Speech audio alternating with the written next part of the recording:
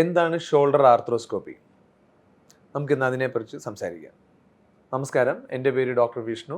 ഞാൻ PRS ഹോസ്പിറ്റലിൽ shoulder and sports injury യൂണിറ്റിൽ വർക്ക് ചെയ്യുന്നു. ഷോൾഡർ ആർത്രോസ്കോപ്പി എന്ന് വെച്ചാൽ ഷോൾഡർ ജോയിൻറ്റിലോട്ടുള്ള കീ ഹോൾ സർജറിയാണ് നമ്മുടെ തോൾ സന്ധിയിൽ ചെയ്യുന്നത്. പല തരം അസുഖങ്ങൾക്ക് നമ്മൾ ഈ സർജറി ചെയ്യുന്നുണ്ട്. ഉദാഹരണമായി നമ്മൾ വീണിട്ടോ അല്ലെങ്കിൽ മറ്റേതെങ്കിലും ഇഞ്ചുറി കാരണമോ തോളിലെ മസിൽ പൊട്ടിപ്പോവുകയാണെങ്കിൽ നമുക്ക് കീ ഹോളായിട്ട് അതിനെ തയ്ച്ചു വെക്കാം. രണ്ടാമത് നമ്മുടെ തോൾ ഇടയ്ക്കിടയ്ക്ക് തെന്നുകയാണെങ്കിൽ അത് കറക്റ്റ് ചെയ്യാനും നമുക്ക് കീ ഹോൾ സർജറി ഉപയോഗിക്കാം. അതുകൂടാതെ വേറെ റെയറായിട്ട് പല കാര്യങ്ങളിലും നമ്മൾ കീ ഹോൾ സർജറി ഷോൾഡറിലെ ഉപയോഗിക്കുന്നുണ്ട്.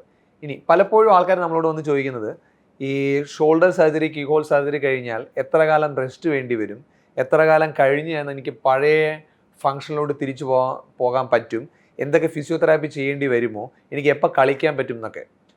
ഇതെല്ലാം നമുക്ക് എന്താണ് അസുഖം എന്നതിന് ഡിപ്പെൻഡ് ആയിട്ടിരിക്കും. ഒരു ജനറൽ റൂളായിട്ട് ഷോൾഡറിലെ ഒരു മസിൽ പൊട്ടുകയാണെങ്കിൽ നമ്മൾ കീ ഹോൾ സർജറി കഴിഞ്ഞ് കഴിഞ്ഞാൽ നമുക്ക് സർജറി കഴിഞ്ഞ് പിറ്റേന്നോ അതിൻ്റെ പിറ്റേന്നോ ഒക്കെ ഡിസ്ചാർജ് ചെയ്ത് പോകാൻ പറ്റും. പക്ഷേ കൈ ഒരു സ്ലിങ്ങിൻ്റെ അല്ലെങ്കിൽ ഒരു ആം പൗച്ചിൻ്റെ സപ്പോർട്ട് കാണാം കുറച്ച് ദിവസത്തേക്ക്. നമ്മൾ ചില മൂവ്മെൻറ്റുകളും ചില കാര്യങ്ങളും ചെയ്യരുത്, റെസ്ട്രിക്റ്റ് ചെയ്യാൻ പറയും. പക്ഷേ ദൈനംദിന കാര്യങ്ങളൊക്കെ ചെറിയ കാര്യങ്ങളൊക്കെ ചെയ്യാൻ പറ്റും.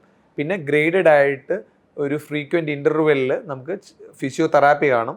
ഇതൊക്കെയാണ് നമ്മൾ റെസ്റ്റ് പറയുന്നത്. ഉദാഹരണം ഒരു 4 to 6 വീക്സ് ഇങ്ങനത്തെ റെസ്റ്റ് കാണും. വേറെ ചില സർജറികൾ ചെയ്ത് കഴിഞ്ഞാൽ 4 to 6 വീക്സ് റെസ്റ്റ് കാണില്ല. നമുക്ക് എയർലി മൂവ്മെൻറ്റ്സ് ഒക്കെ ചെയ്യാൻ സാധിക്കും. എന്നിരുന്നാലും നമ്മളൊരു കോണ്ടാക്ട് സ്പോർട്സ് അല്ലെങ്കിൽ ഹെവി ആക്ടിവിറ്റീസ് ചെയ്യണമെങ്കിൽ അറൗണ്ട് 6 months to 1 year വരെ വേണ്ടി വന്നേക്കാം. അതും മൾട്ടിപ്പിൾ സ്റ്റേജസ് ഓഫ് ഫിസിയോതെറാപ്പിയിലൂടെ കടന്നു പോയതിന് ശേഷം.